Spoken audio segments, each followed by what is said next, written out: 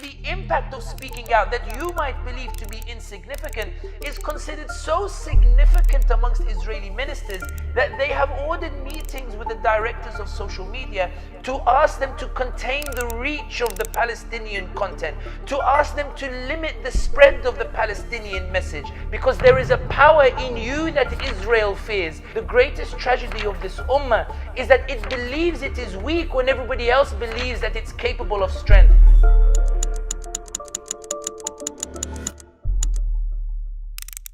I understand why people suggest that the Ummah is continuously losing, but it's important to stress that it's categorically false. It's not true, especially when you consider the dynamics of the global order today compared to what it was, and when you consider what's been achieved over the past 90 years by the efforts of this Ummah.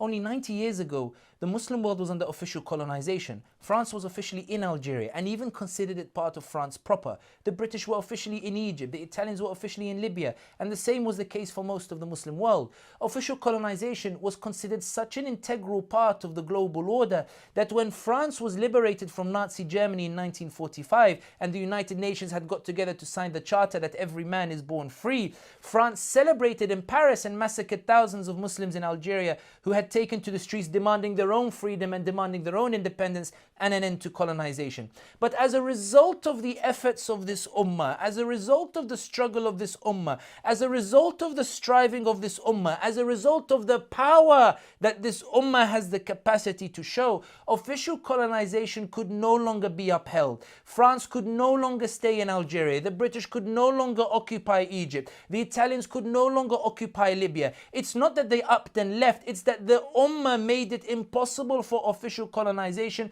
to continue. The ummah, alongside the other people of the world who had been colonized, forced a global shift from one that was underpinned by colonization to one that moved towards a respect for the independence of the individual states that make up the Muslim world. Even if it's not ideal, the point is that the ummah managed to force a shift in the global order that was not desired by the global powers of the time. When you fast forward to the Arab Spring, and the ummah once again demonstrated its capacity to force change, to topple regimes that were considered invincible, to demand its freedom and its integrity and its dignity, and topple these authoritarian regimes. When you look at the trajectory over the past 90 years, from the shift from official colonization to the absence of official colonization, the inability to uphold it anymore, to toppling invincible authoritarian regimes, the trajectory is not one that suggests we are continuously being defeated, but the trajectory suggests that we are making gains and we are gaining victories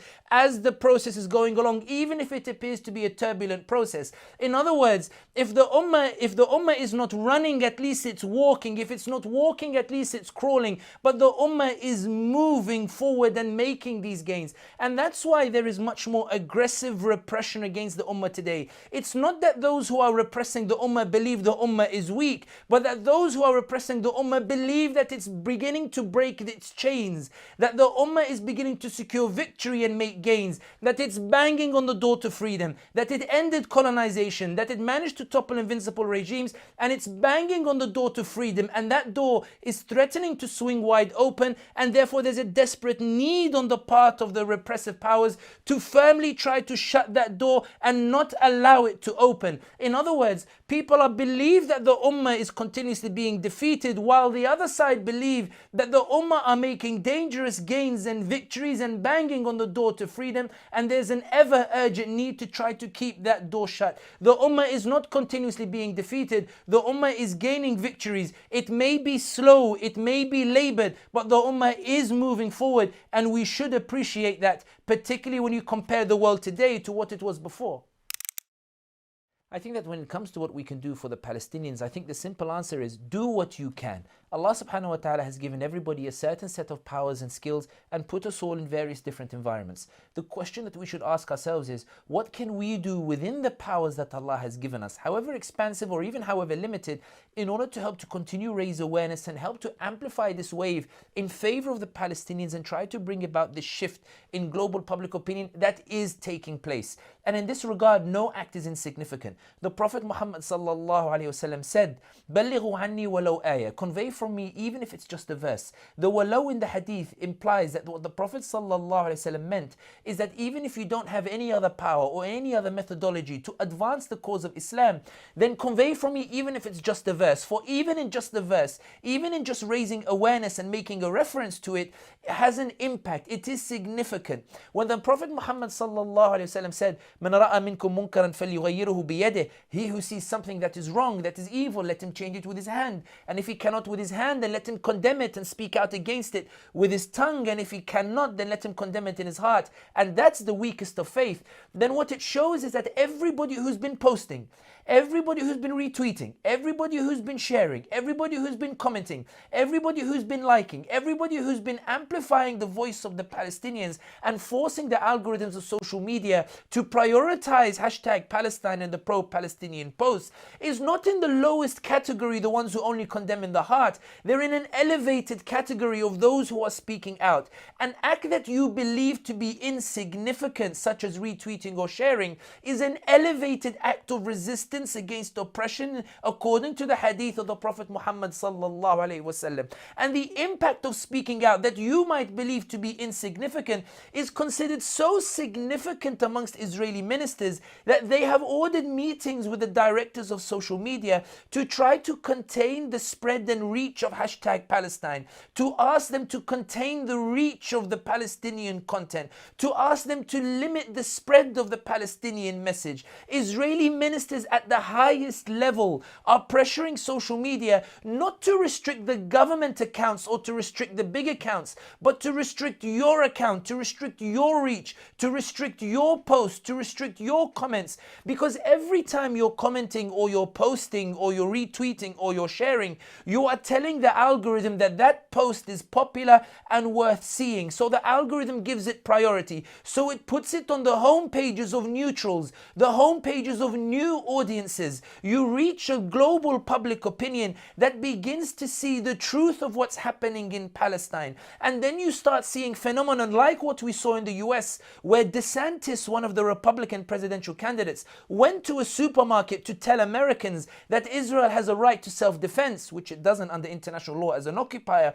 But he went to speak to Americans to talk to them about Israel, and the ordinary American citizen turned around to DeSantis and said, "I don't believe you. I've seen what's happening in Palestine. I've seen what Israel is doing to Gaza. I've seen what Israel is doing to the Palestinians." Where has he seen that? He's seen that from content that you've shared, content that you amplified, content that you forced the algorithm to put higher and prioritize. When Israel decides to spread fake news about 40 beheaded babies, the reason they do that is because they're aware that they're losing the control and monopoly over the narrative. And the reason they're losing it is because your voice is amplifying the voice of the Palestinians. When journalists at the BBC and CNN are apologizing for falling far short of journalistic standards in interrogating the fake news being spread by the Israelis, the reason they're apologizing is not because of pressure from the Israelis. It's not because of pressure from the Americans. It's pressure from you. It's the loud roar on social media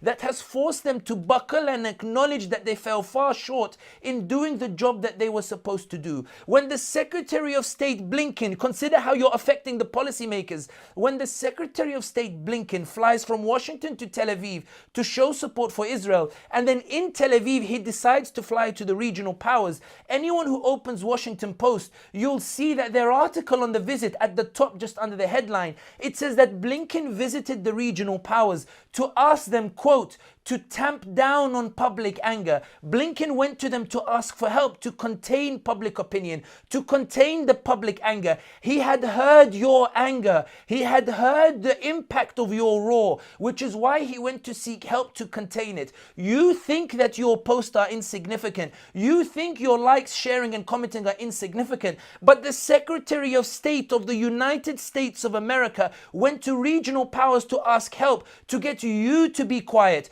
to convince you to stop, to convince you that it's not worth it, to convince you to lay off so that you won't shift the narrative in favor of the Palestinians so that Israel can embark on its ground offensive. And I mean this, it's because of your voice that you've been spreading, that you've been amplifying the Palestinian narrative, that Israel has had to delay the ground offensive, because it's concerned that if it goes on a ground offensive and you share the reality of what's happening, then it will permanently lose global public opinion. Consider that there's a YouGov poll that came out in the UK which suggests that more than 76% of Britons, of citizens in the United Kingdom, are in favor of an immediate ceasefire. A poll has been released in the US where a majority are now demanding a ceasefire. When you look at the sit-ins in Congress, the sit-ins in the White House, when you look at how France bans protests but protests still take place, and when that's shared on social media, it inspires those in Rome to go to the streets. It inspires those in London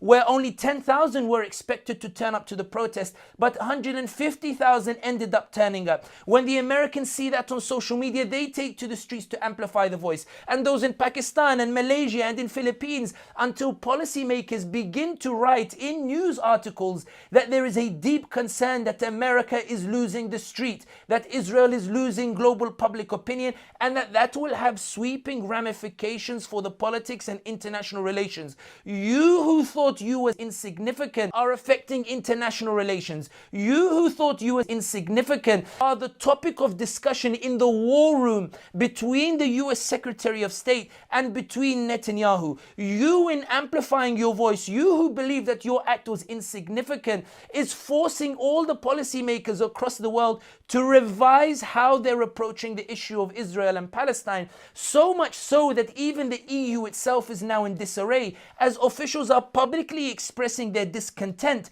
with the EU Commission President von der Leyen expressing her unconditional support for Israel. They are coming out and saying that she doesn't reflect the EU position. And when these differences come out into the open, it means that they're very deep below the surface. And the reason that they're being exacerbated is because EU officials, according to Financial Times in the G7, EU officials are aware that they are losing the global public opinion. But the reason they're losing it is because all over social media, you've exposed what Israel is doing in Gaza and what is doing in Palestine. And I'll finish on this point. The Palestinians themselves are saying that when Israel switched off the electricity on Gaza in the hope that the phone batteries would die so that they could no longer cover the atrocities that Israel is committing in Gaza, the Palestinians are saying, don't be quiet, continue to speak for us, raise our voice, raise the awareness. And the reality is that the shift in global public opinion today is unprecedented. When Human Rights Watch uses the word apartheid to describe Israel, that's not because human rights over 70 years forgot to use the word apartheid. It's because the public pressure was such that it could not do anything but call it an apartheid. Amnesty is now using the word apartheid. Apartheid is being used on the Congress floor. These are unprecedented changes, but the reason that they've come about is not because of top-down politics. It's because you have forced the change, because there is a power in you that Israel fears. The greatest tragedy of this ummah, and I'll say it again, the greatest tragedy of this ummah is that it believes it is weak when everybody else believes that it's capable of strength, that it believes that it doesn't have the capacity for change when everybody else is scrambling to contain its capacity for change. When Israel sits down to meet with social media leaders to keep you quiet, they are doing so because you do have an impact, because your voice is significant. So when you ask what you can do for the Palestinians, do what Israel fears you doing. Speak about the Palestinians, raise awareness, force the algorithm to promote the Palestinian content and force it on the home pages of the neutral. Do what Israel fears that you will do and fears that you will achieve, which is to shift the public opinion in favor of the Palestinians. And when you look at the world today, it's abundantly clear. Global opinion has shifted, and Israel will never recover from this major defeat, from this breaking of its monopoly on the narrative that it has enjoyed for 70 years. That monopoly is broken, and it's because of you. Keep going.